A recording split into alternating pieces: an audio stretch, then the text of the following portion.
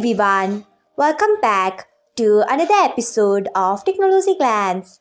Today, in this video, I'm going to guide you through how you can change who can see your story to friends on Facebook Lite. So, let's get started.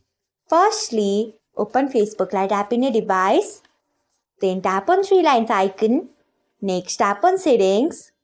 After that, tap on stories. Next, you can see the option of story privacy. Tap on it.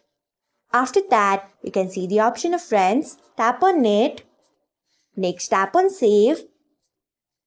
So, this is how you can change who can see your story to friends on Facebook Lite.